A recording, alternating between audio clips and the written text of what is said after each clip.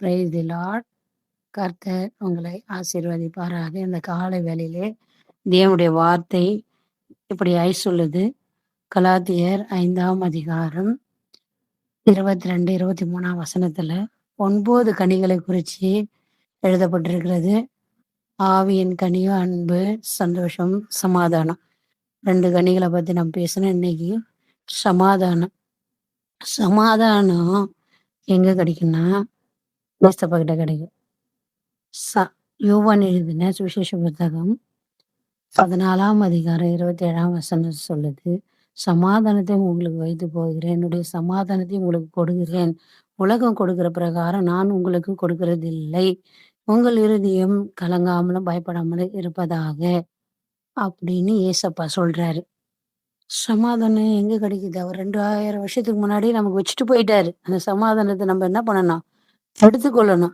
எப்படி எடுத்துக்கொள்ளணும்? கணவன் மனைவி இன்னைக்கு சண்டை, பிள்ளைகள் பெற்றோருக்குள்ள சண்டை, சொந்த பந்தங்களுக்குள்ள சண்டை. எப்படிங்க சமாதானம் கிடைக்கும்? சமாதானம் கிடைக்காது. சமாதானம் கிடைக்காது. விட்டு கொடுக்க வேண்டும். விட்டு கொடுக்க வேண்டும். பாருங்க, இந்த 1 சாமுவேல் புத்தகத்துல 25ஆம் அதிகாரத்துல 4ல இருந்து சில வசனங்களை நம்ம வாசிக்கும் போது அதுல தாவீது என்ன பண்றாரு? ஒடுக்கப்பட்டவங்க, கடன்பட்டவங்க, தள்ளப்பட்டவங்க இவங்களெல்லாம் கூட்டிட்டு வனாந்தரத்துக்கு போறாரு. வனாந்தரம் வழியா போயிட்டு இருக்கும்போது அவங்களுக்கு பசி வந்துருச்சு. பசி வந்த உடனே நாபால் கிட்ட போயிட்டு அனுப்புறாரு, 10 வாலிபரை போய் சாப்பாடு வாங்கினுவான்னு. நாபால் நல்லா சமைச்சு நல்லா ஆட்டம் போட்டுன்னு இருக்கிறாரு, சாப்பிடலாம் அப்படின்னு சொல்லிட்டு. ஆட்டம் போட்டுன்னு குடிச்சிட்டு வெறிச்சிட்டு இருக்கிறாரு. ஆனா அவரு கொடுக்க என்ன இல்ல, மனசு இல்ல. உடனே இதை போயிட்டு என்ன பண்றாரு, 10 வாலிபரும் போயிட்டு தாவீது கிட்ட சொல்றாங்க, அவர் சாப்பாடு இல்லைன்னு சொல்லிட்டாரு அப்படி சொல்றாங்க. இது எப்படியோ அவங்க மனைவி என்ன பண்ணிடுச்சு, கேள்விப்பட்டுடுச்சு. கேள்விப்பட்ட உடனே அவர் தெரியாம செஞ்சிட்டாரு அப்படின்னு சொல்லிட்டு உடனே பாருங்க, அந்த அம்மா 200 அப்பம், 2 துருத்தில திராட்சை ரசம், 5 ஆடுகள் சமைச்சுக்கிட்டு, 5 படி வறுத்த கோதுமை, அப்படி 200 அத்திப்பழ அடை இதெல்லாம் எடுத்துக்கிட்டு கழுதை மேல என்ன பண்றாங்க, வேகமா போயிட்டு சீக்கிரமா என்ன பண்ணிடுறாங்க, கொண்டு போய் தாவீது கிட்ட கொடுத்துடுறாங்க. உடனே அவர் சொல்றாரு, சமாதானத்தை அவர் அறிகிறாரு. உடனே சமாதானம், அதை ஏத்துக்குங்க அப்படின்னு சொல்லிட்டு அந்த அம்மா சொல்றாங்க. அபிகாயிலு, நாபாலினுடைய மனைவி அபிகாயில், இதை ஏற்றுக்குங்க, தயவுசெய்து எங்க வீட்டுக்காரர் என்ன பண்ணிடாதீங்க, கொண்டு போட்டுறாதீங்க அப்படி சொல்லிட்டு சொல்றாங்க. உடனே தாவீது மனம் இறங்கி அவர் என்ன பண்ணிடுறாரு, அவர் அடிக்கல. ஆனா கர்த்தர் தான் என்ன பண்ணிடுறாரு, அவர் அடிச்சிடறாரு. ஆனா அவரு போய் என்ன பண்ணல, அடிக்கல. இன்னைக்கு நாம கூட ஒரு பெண் என்ன பண்றாங்க, அவங்க கணவரை எப்படியா காப்பாத்திடுறாங்க.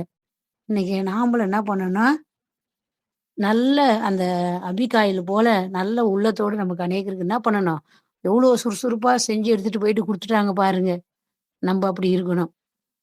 அது மாத்திரம் இல்ல, ஆதி ஆகமத்துல 13ஆம் அதிகாரத்துல 1ல இருந்து சில 7 வசனங்களை சில வாசித்து பார்த்தா, ஆபிரகாமு, லோத்து சகோதரர்கள் போறாங்க.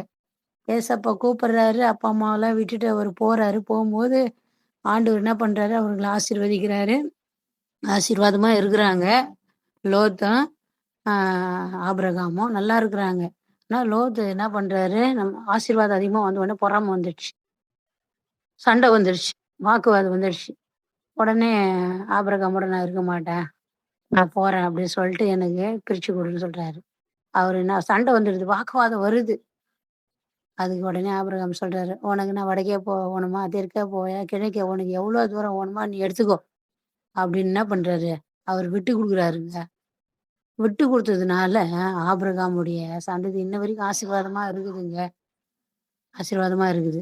நாமளும் கூடுமான வரைக்கும் என்ன பண்ணணும், கூடுமான வரைக்கும் இல்ல, ஏசப்பா பிள்ளைங்க எல்லாம் என்ன பண்ணணும், விட்டு கொடுத்து வாழணும்.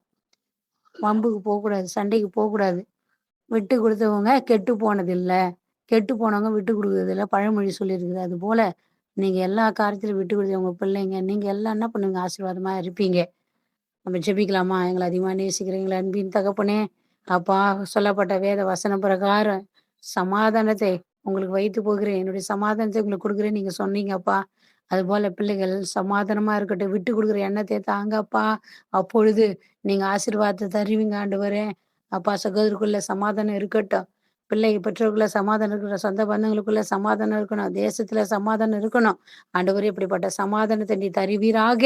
இந்த நாளில யார் யாரெல்லாம் விட்டு கொடுக்காது இருக்கிறாங்களோ விட்டு கொடுக்க உதவி செய்வீராக என்று மனதார வாழ்த்தி நான் ஆசீர்வதிக்கிறேன். நல்ல பிதாவே, ஆமென். God bless you.